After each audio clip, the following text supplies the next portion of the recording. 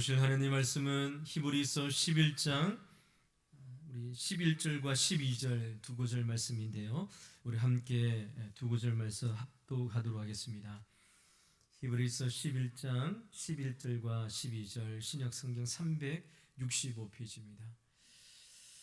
우리 찾으셨으면 같이 한 목소리로 함께 봉독하도록 하겠습니다.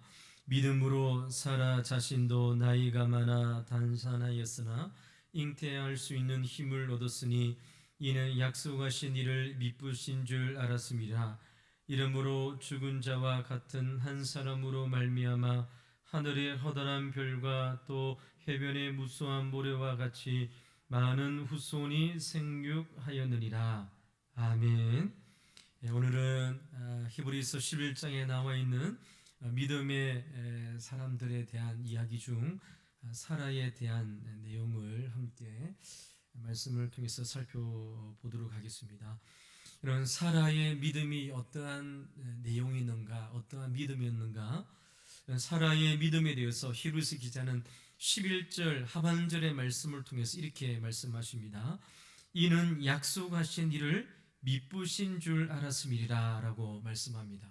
그러면 구약성경에 등장한 사라의 믿음은 약속하신 이를 미쁘신 줄 알고 믿었던 것이 바로 사라의 믿음의 내용이라는 것이죠. 여러분, 우리가 성경을 우리가 구약 성경을 볼 때에 사실 사라는 아브라함의 그늘에 가려서서 잘 우리가 집중하지 못하게 되어지는데요. 그런데는 베드로전서 3장 6절에 사라의 믿음에 대하여 이렇게 이야기합니다. 사라가 어떠한 사람인가? 그녀는 순종의 여인으로 묘사하고 있습니다.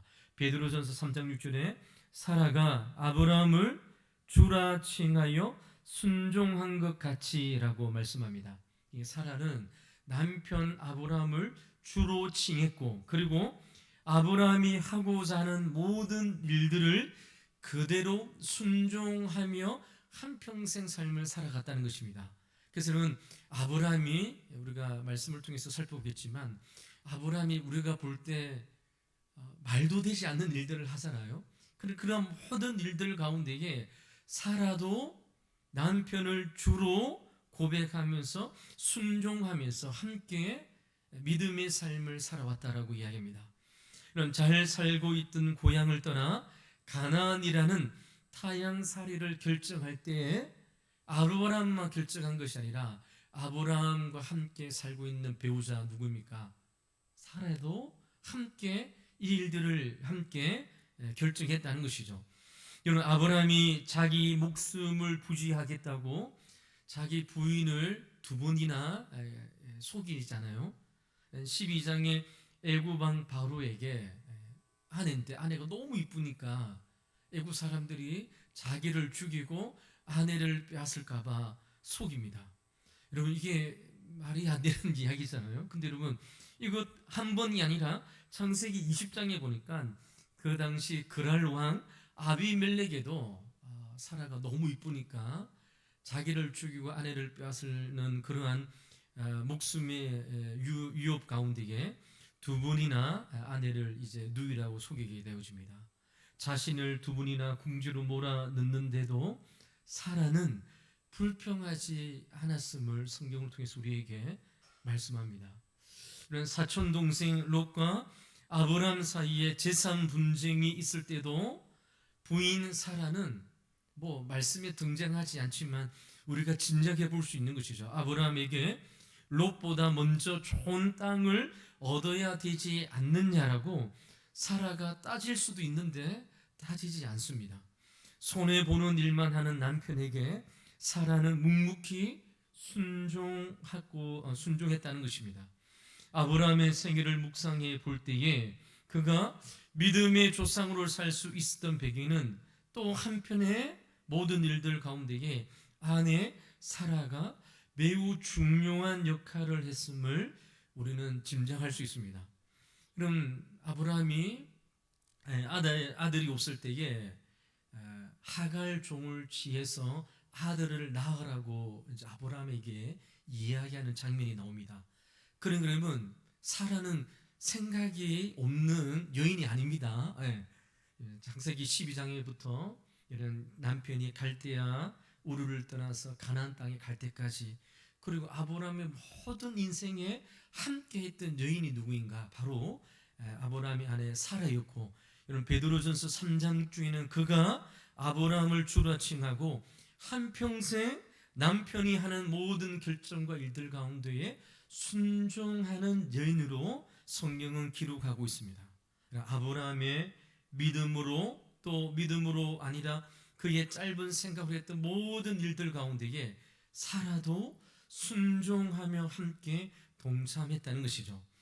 그런데 사람들의 눈에 완벽하게 보이는 이 사라가 굉장히 예쁘지 않습니까? 그런데도 이 사라에게도 큰 아픔이 있었습니다. 그것은 사라에게 아이가 생기지 않는 문제였습니다. 예나 지금이나 지금은 결혼해도 아이를 안 낳는 것이 요즘엔 젊은 부부들의 모습이지만, 예나 지금이나 여자가 아이를 못 낳는다는 것은 큰 여인으로서의 아픈 그런 모습입니다. 이런 아브람과 사라의 가정에 하나님의 음성이 들려지는 것이죠. 고향 친척 아비 집을 떠나라. 그리고 내가 지시한 땅으로 가면 하나님께서 아브람과 사라의 귀에 정말 놀라운 말씀으로 약속해 주십니다. 창세기 12장 2절 보면 내가 너로 큰 민족을 이루고 내게 복을 주어 내 이름을 창대하리니 너는 복이 될지라는 그러한 약속을 아브람과 사라에게 주는 것이죠. 하나님이 아브람에게 사라에게 약속한 것이 무엇입니까? 내가 너로 큰 민족을 이룰 것이라는 것입니다.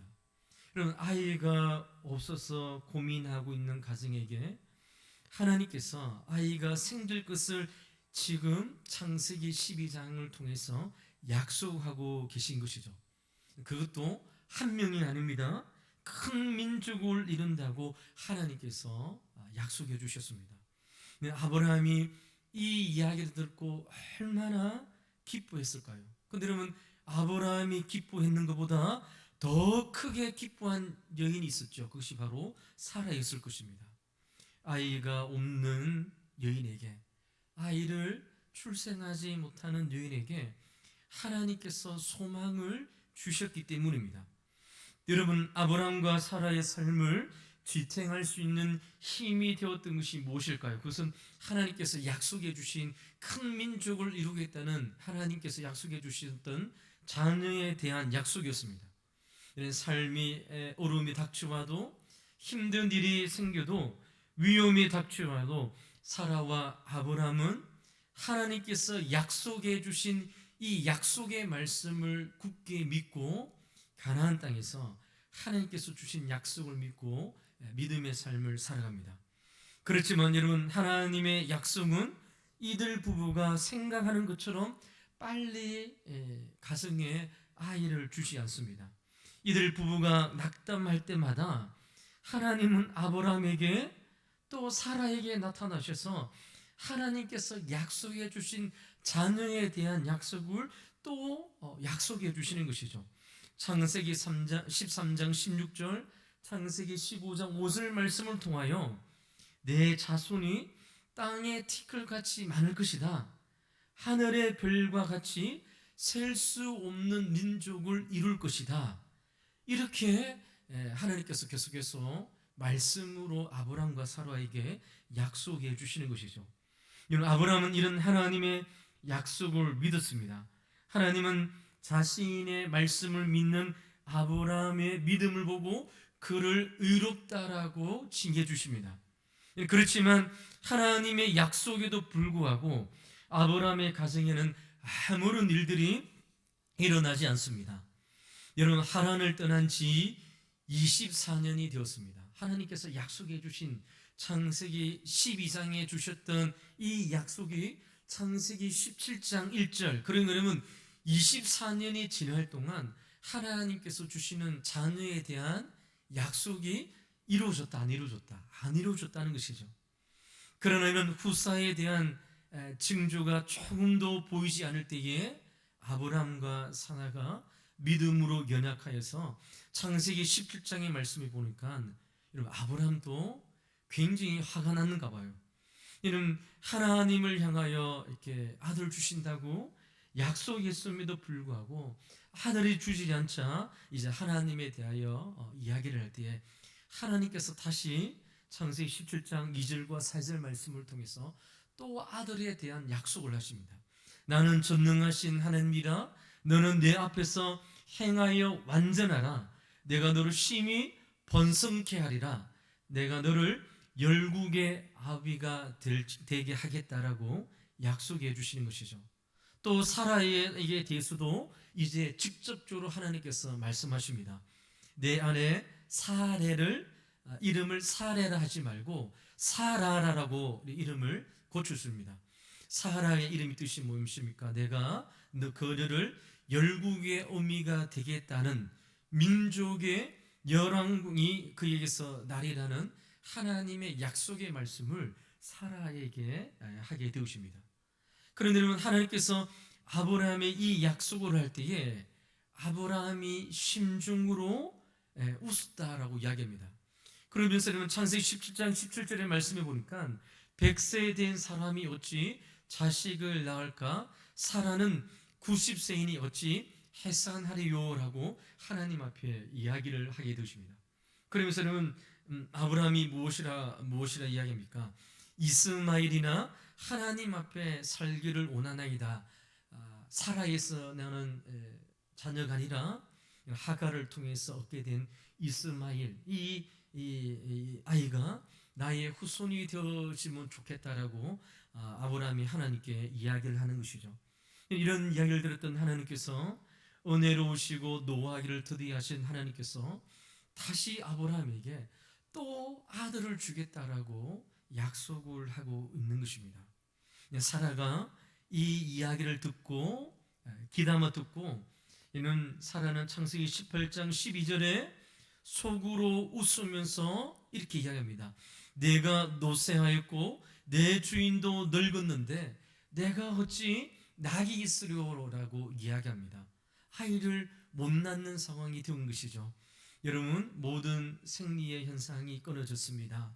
이제 아이를 못 낳는 가정의 일들 가운데에 하나님께서 또 나타나셔서 아이를 준다고 할 때에 사라의 심정 가운데에 웃음이 생겼다는 것이죠.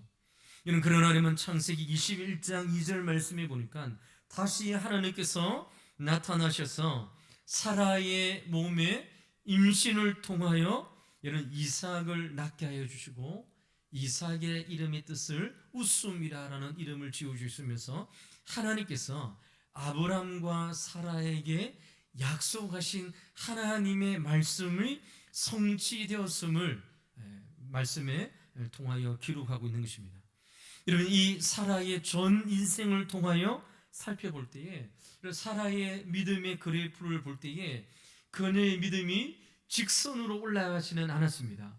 곡선을 그리면서 올라갈 때도 있고 내려갈 때도 있는 상황이지만 항상 사라는 그러나님은 끝까지 하나님께서 자신에게 주셨던 아들을 주신다는 하나님의 약속의 말씀을 의심하거나 그리고 하나님 자체를 버리거나 배도한 적이 한 번도 드러나지 않다는 것이죠. 이것이 여러분 사라의 믿음이었습니다.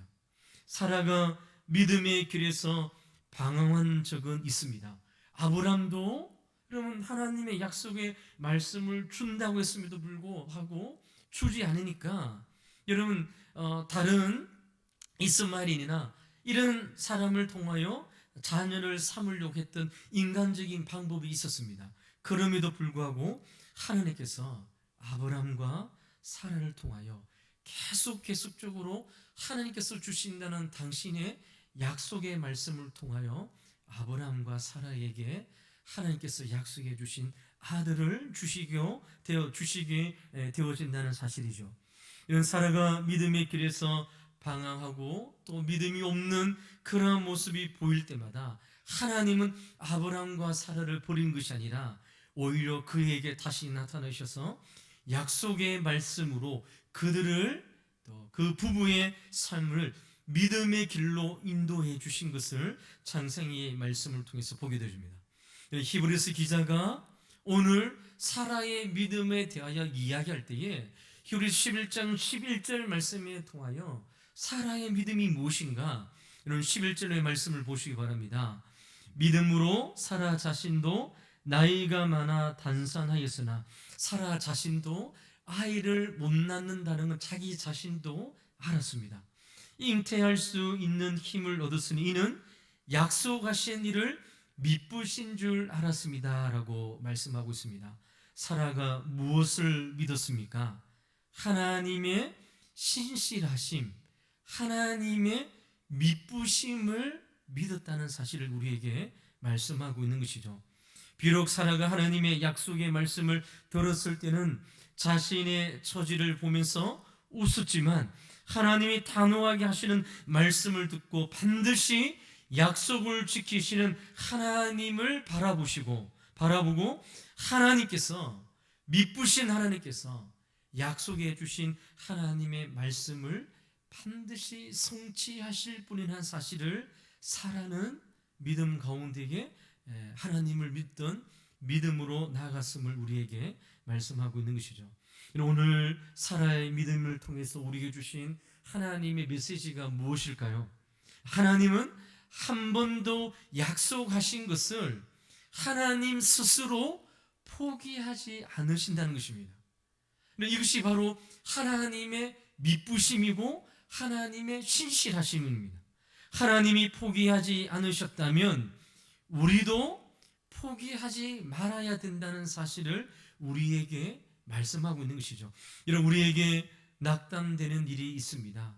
그래서 모두 내려놓고 싶은 유혹이 생기고 우리에게 찾아오는 여러 가지 낙심되어지는 상황들이 있습니다. 하나님께서 주시겠다고 말씀을 통해서 분명히 약속해 주신다는데, 한 달이 지나도, 두 달이 지나도, 1년이 지나도 보이지 않는, 응답되지 않는 기도의 제목들이 있습니다. 포기하고 낙심되어지고, 그리고 믿음의 삶을 포기하는 모든 상황들이 놓여질 때에 우리가 기억해야 하고 해야 될 일이 무엇일까요? 사라처럼 하나님의 믿으심, 하나님은 약속을 지키시는 신실하신 하나님이라는 사실을 말씀을 통하여 붙잡아야 되는 것이죠. 이것이 오늘 사라를 통해서 주시는 하나님의 메시지입니다. 하나님이 우리에게 주신 꿈이라고 한다면, 하나님께서 나에게 주신 비전이라고 한다면, 하나님이 우리에게 주신 가정이라고 한다면, 하나님이 우리에게 주신 교회라고 한다면, 하나님이 우리에게 주신 직장이라고 한다면, 낙담이 되었다 할지라도 결코 포기해서는 안 된다는 사실을 우리에게 말씀하고 있는 것이죠. 하나님이 포기하지 않았다면 우리에게는 아직도 희망이 있고, 하나님의 신실하심으로, 하나님의 믿으심으로 말미암아 당신의 약속하심을 하나님께서 이루어가고 있음을 사라의 삶을 통해서 우리에게 말씀하고 있는 것입니다. 이런 말씀을 통하면서 한 찬양의 CCM 찬양의 가사가 생각났습니다. 여러분 최용덕이라는 가사를 이 작곡가를 아실 것인데요. 낮에는 해처럼 밤에는 달처럼 그렇게 살 수는 없을까? 이 우리 정말 좋아하는 이 찬양을 이분이 지었는데요. 최용덕 이분의 또 다른 유명한 곡이 있는데, 그것은 하나님 한 번도 나를 실망시킨 적 없으시는 이 신실하신 주라는 이 찬양을 이 사람이 이제 짓게 되어지는데요. 그럼 이 찬양의 2절 가사가 이렇습니다. 지나온 모든 세월들 돌아봐도 그 어느 것 하나 주의 손길 안 미친 것 전혀 없네라는 가사입니다. 최영동님이 이 고백을 할 때에 이 2절에 나오는 지나온 모든 세월들이란 것은 그가 살아갔던 2001년도에서 2007년도까지 약 6년간의 시간이 이 시간에 포함되어져 있습니다. 이분에게 이 시간은 괴로움과 아픔의 순간이었습니다. 이분의 딸 로아가 내 종량으로 암투병을 하다가 16살 때에 천국에 가게 되었습니다. 하지만 최용도 님은 결코 하나님을 원망하지 않고, 그래서 그는 딸을 잃어버린 슬픔과 괴로움 가운데에 하나님의 신실하심, 하나님께서 주신 은혜를 기억하면서 지나온 모든 세월들 돌아봐도 그 어느 것 하나 주의 손길 안 미친 것이 전혀 없네라는 신실하신 주라는 이 가사를 이제 작곡하게 되어지는 것이죠. 이 세상의 티끌 하나도 하나님의 주제 아래 움직임을 그는 알았습니다. 딸 노아를 천국에 먼저 보낸 아빠의 마음이 얼마나 낙심이 되어지겠습니까? 얼마나 슬퍼하겠습니까? 그러나 그는 하나님의 미쁘심, 하나님께서 약속하신 것을 이루시는 하나님의 신실하심에 대하여 이 찬양의 가사를 이제 적게 되어진 것이죠. 딸의 죽음 앞에서 어쩌면 낙담할 수 있고 실망할 수도 있습니다. 어쩌면 하나님을 원망할 수도 있는 상황이지 않습니까? 그러나 그는 그렇게 하지 않았습니다. 대신에 그는 대신 하나님의 신실하신 분임을 믿고 믿음의 길에서 더욱더 하나님을 붙잡았음을 이 찬양의 가사를 통해서 고백하고 있는 것이죠. 기쁜 일이나 슬픈 일이나 낙담이 될 때나 괴로울 때나 하나님은 미쁘신 분이다. 하나님은 신실하신 분이다.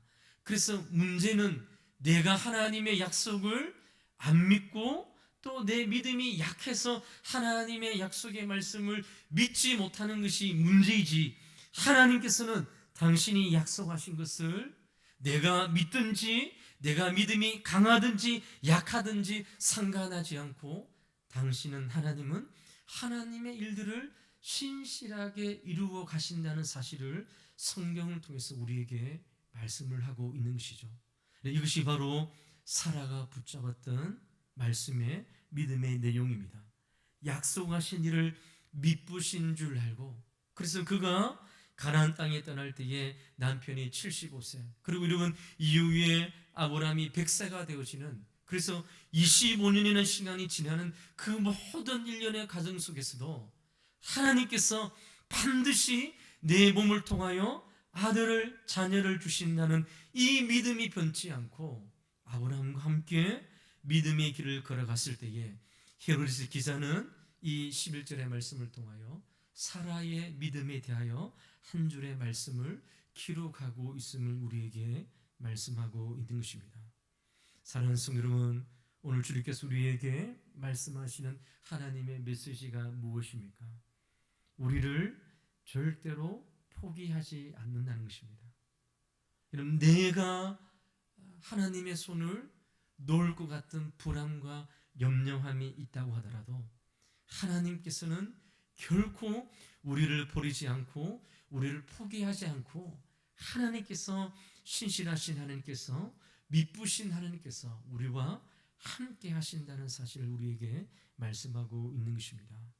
사랑하는 성도 여러분, 그렇다면 우리도 사라처럼 이삭을 낳고 기쁨의 노래를 부르는 날이 올 것을 믿고 최영동님처럼 절대 평화 속에 거하게 될 날이 올 것을 믿고 낙담하지 않고 포기하지 않고 믿음을 버리지 않고 하나님 앞에 나가 믿음의 삶을 살아가야 될 이유가 우리 가운데 있음을 성경은 우리에게 말씀하고 있는 것이죠. 오늘 하나님의 미쁘신 하나님의 신실하심을 붙잡아라.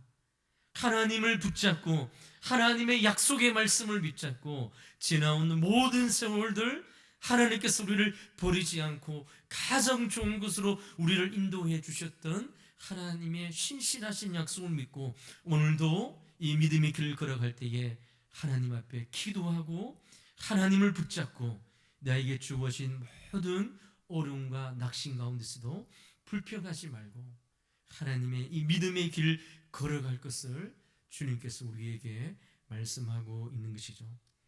이런 말씀을 준비하면서 저의 목회의 삶 가운데에 아직 해결하지 않는 일들이 조금 남아 있습니다. 그래서 여러분, 저는 지난 교회에서 이제 떠나올 때에 아직 해결하신 문제가 아직 남아 있어서 이번 한 주 동안 정말 여러분들이 보실 때에 어떻게 제가 보일지는 잘 모르겠지만 또 한 주 동안 너무나도 힘들고 영적인 전쟁 가운데에 한 주간의 삶을 살면서 이 자리에 올라왔습니다. 여러분, 어떻게 할 수 없는 상황, 내 힘으로는 극복할 수 없는 상황. 그래서 아내와 함께 기도를 하고 이 일들을 어떻게 하나님께서 해결해 나갈지, 아직 2023년도에 우리 가정을 하나님께서 연단하시고 훈련시켜서 하나님께서 인도해 주셨던 그 일들이 아직 해결되지 않았는가?